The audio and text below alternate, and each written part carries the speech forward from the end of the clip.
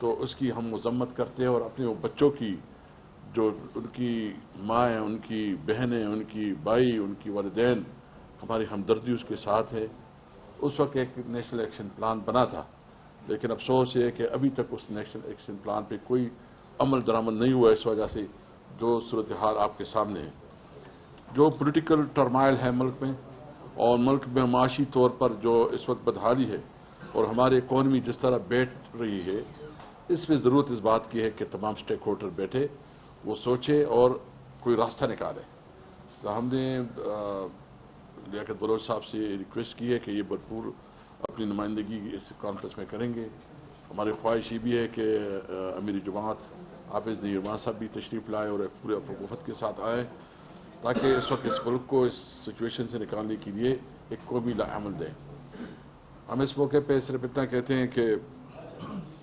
ابھی بھی جو عمران خان کے ساتھ ملاقات کے لیے جو بہنیں بیٹی ہیں اس کی ملاقاتیں نہیں ہو رہی۔ یہ ایک لافل، مطلب یہ عدالت نے،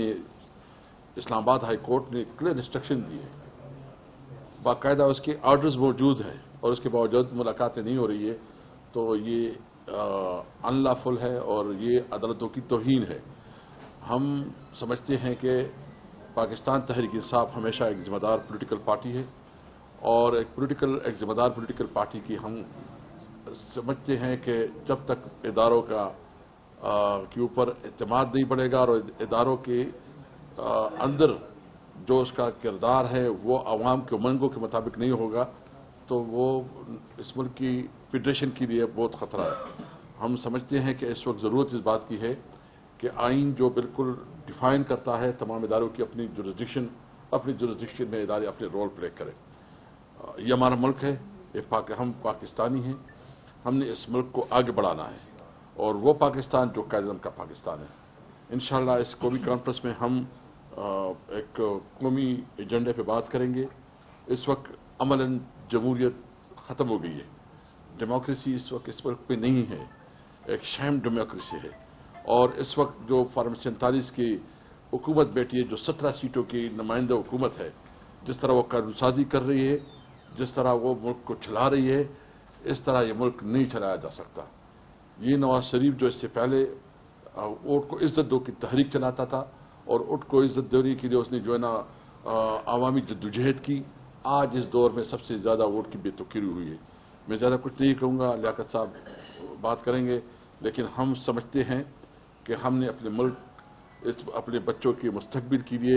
اس ملک کو قائد اعظم کا پاکستان بنانا ہے، جہاں قانون اور آئین کی بالادستی ہو، جہاں عدلیہ آزاد ہو، اور جہاں اس ملک میں ہر شہری کو یہ اعتماد حاصل ہو کہ ان کے حقوق محفوظ ہیں۔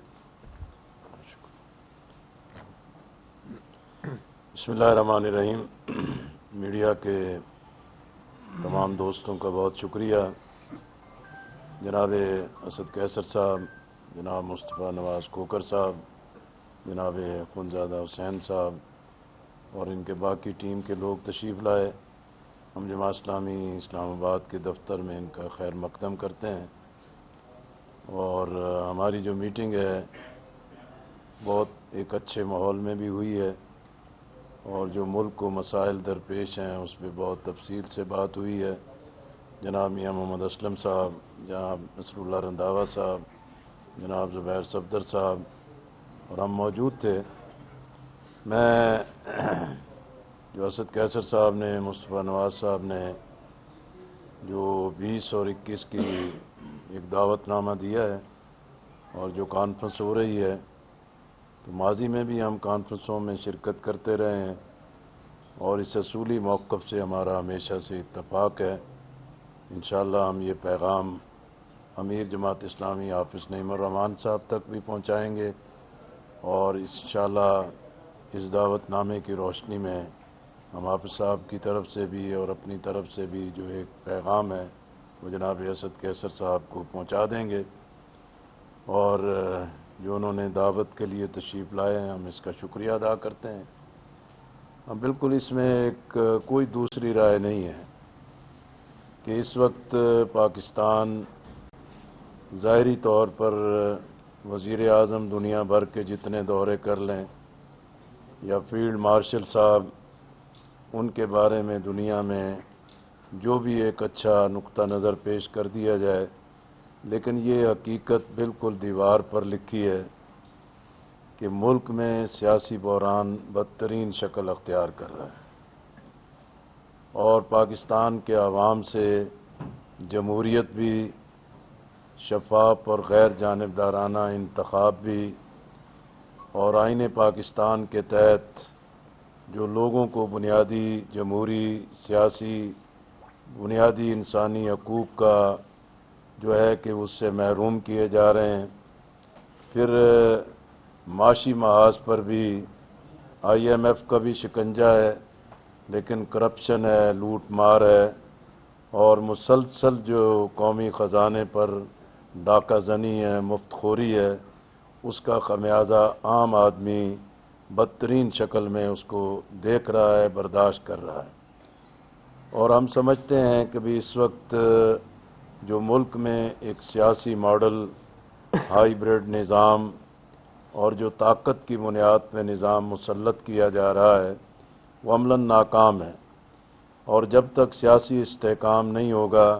معاشی استحکام نہیں آ سکتا، معاشی استحکام نہیں ہوگا تو قومی سلامتی کے لیے خطرات اور گہرے اور بڑھتے چلے جائیں گے۔ اور یہ وقت اور حالات کی ضرورت ہے کہ جمہوری قوتوں کو، اپوزیشن جماعتوں کو اور آئین کے تحفظ کا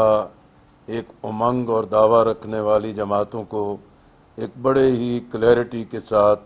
مستقبل کے لائحہ عمل پر اتفاق کرنا ہوگا۔ اور ہم سمجھتے ہیں کہ بھی اس وقت پاکستان کے دو صوبے، خیبر پختونخوا اور بلوچستان، جس میں بدامنی ہے، جس میں حکومت کی کوئی رٹ نہیں ہے، اور جس میں سر شام شاہراہیں بند ہو جاتی ہیں، اور ایک عام آدمی کے لیے وہاں سڑکوں پر جانا، اپنے علاقوں میں جانا ایک ناممکنات کی شکل بن گئی ہے۔ اور جس آزاد ملک کے اندر لوگوں کو جان، مال، عزت کا تحفظ نہ ہو تو اس میں حکومتوں کو حکومت سے چمٹے رہنے کا کوئی حق حاصل نہیں ہے۔ اور یہ تمام کمزوری اس لیے ہے کہ 2024 کا جو انتخاب تھا، اس کے نتائج اور اس کا مینڈیٹ چوری